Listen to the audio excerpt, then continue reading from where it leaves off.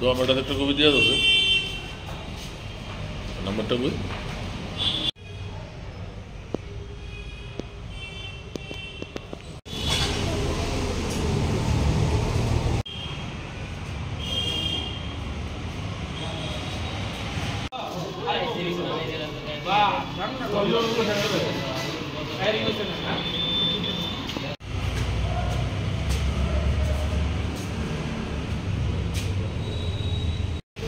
আছে রাস্তাঘাটে দোকান দিয়ে রয়েছে রাস্তাঘাট দোকান লেগে তো মানুষ তার কিনে নিয়ে টাকা বাকি করে দিলে দোকানদারে খানা এলে কোনো ঘন্টা থাকে না আমরা ভালো অল্প করে দোকানদার দোকান বন্ধ করে দিয়েছে ব্যবসা বানানো করে দেয় কারণ আমরা দাবি দিই চালু করে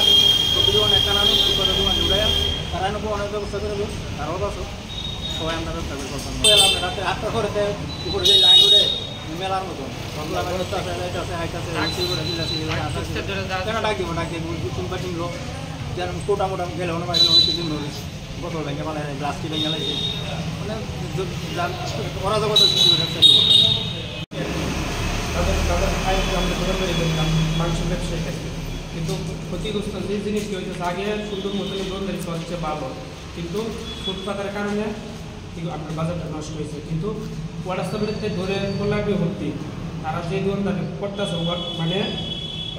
রাস্তার কিনারে হবে তারা যদি না যদি তুলে এই মার্কেট সময় হতে পারে আমরা আগে যে দোকানদারটি আছে অনেকে বাইরে গেছে দোকানটা চলে না কি করবো আমরা তো এই বলতেছি মালিকদের কাছে যারা ইলেকট্রিক বিল দেয় না কিছুদিন পরে কাটবে কিন্তু নিজের পেট চলতে পারে না আমরা কি তারা কাছে বারবার পেতেছি কিন্তু তারা পদক্ষেপ কোনো কিছু নেয় না তারা পদক্ষেপ নিতে পারে কিন্তু তারা করে না সহজে তারা কিছু টাকা খা কিন্তু তারা কাজ করবে সম্পূর্ণ কিন্তু আগে কাজ করছিল কিন্তু অনেক কাজ করে না ভালো যদি করে তারা ফুটপাতার তুলতে বাধ্য ঘন্টা 2 ঘন্টার ভিতরে ফুটপাতার কোনো ব্যাপার না তুলে কিন্তু তারা তোলে না নিজের এবারটা ধরে কল্যাণ অব্দি পুরা বাজারটা একবারে বয়ে দিচ্ছে সবজি কো মাছ কো মাংস কো শহরের মাংস কো সব ওয়াটারসাপ্লাই ক্লাবের থেকে ধরে যে দোকান দিচ্ছে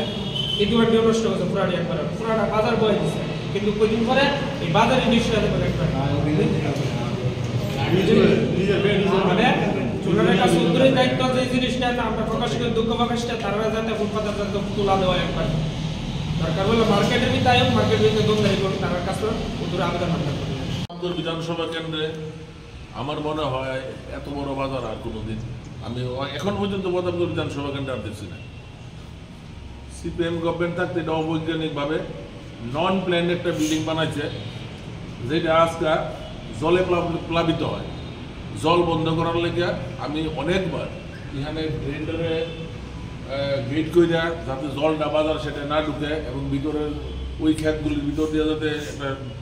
ওয়াল দেওয়া যাতে বাজারের ভিতরে জলটা ঢুকে লেগে আমি অনেকবার সিপিএম গভর্নমেন্ট থাকতে আমি সিপিএমের কাউন্সিলর তৎকালীন বিপদ বন্ধু ইস্যুদের অনেকবার হয়েছে কিন্তু কোনো পদক্ষেপ নিচ্ছে না পরবর্তী সময়ে সিপিএম পতন হওয়ার পরে এ রাজ্যে যে সময় বিজেপি সরকার আইল তখন আমরা অনেক আশা আকাঙ্ক্ষা করছি যে আমাদের এই বিল্ডিংটা মানুষের কাজে লাগবে এবং প্রত্যেকটি মানুষের প্রত্যেকটি যারা এই বাজারের দোকানদাররা আছে যারা ভাড়াটিয়া থাকে যারা রাস্তার কিনার উপরে দোকানদারি করে যারা কিচ্ছু নাই তারা আমরা ছাদের আওতায় আনতে সরকারি ছাদের আনতে পারি এবং মিউনিসিপ্যালিটি তার সময় সাপেক্ষে তার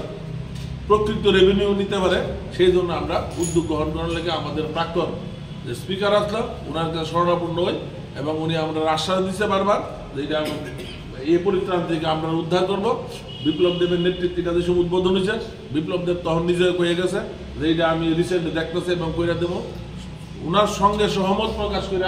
আমাদের যে স্পিকার সাহেব আসলাম উনিও কইছে কিন্তু আজকে পর্যন্ত এটার কোনো সদ্গতি হয়েছে না এখন বর্তমানে এটার মধ্যে স্ট্রিট জাল থেকে ধরে মদ গাঁজা জুয়া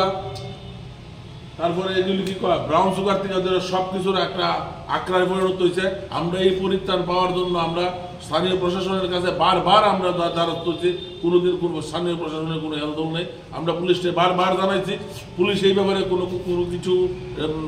স্টেপ নিছে না সুতরাং রিসেন্ট গত 14/7/2024 আমার আনুমানিক মনে হইতেছে আমাদের মার্কেট শেডের মধ্যে কে বা কাহারা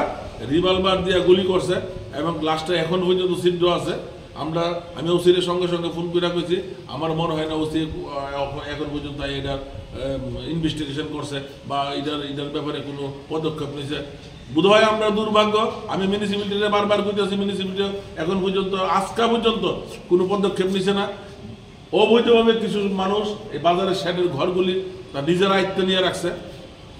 সরকারি ঘর, বাজার শেডের ঘর, কিছু কইলে কইতেছে উপর মহলের অর্ডার আছে, উপর মহলে কে বা কারা অর্ডার দিচ্ছে আমি তাও জানি না। আমি আশা করব আগামী দিন মিউনিসিপ্যালিটি যাতে এই ঘরগুলো মুক্ত করে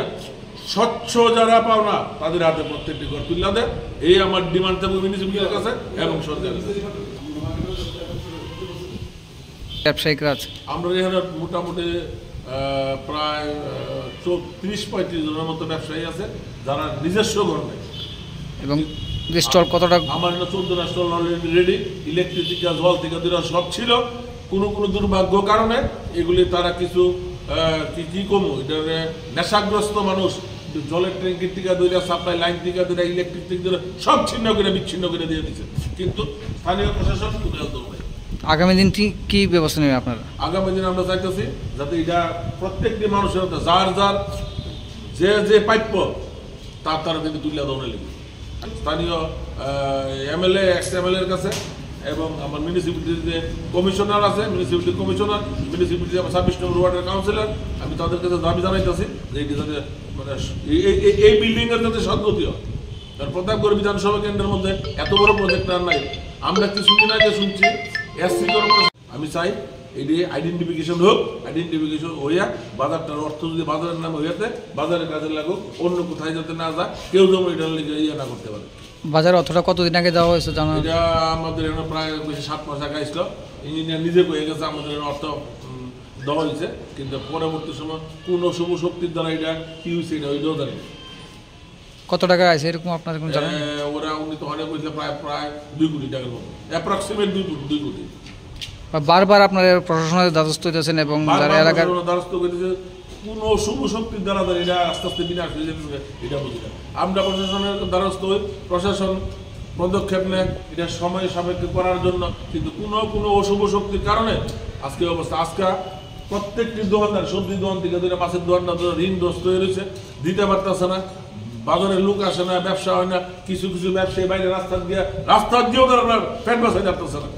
এই অবস্থার মধ্যে আমাদের বাজার আস্তে আস্তে এটা বিনাশের মধ্যে যেতেছে। সুতরাং আমরা চাই আগামী দিন এটা এই পথের দিকে সরকার যাতে স্টেপ নিয়ে এটা ঠিক সঠিক জায়গা তাই না বাজারটা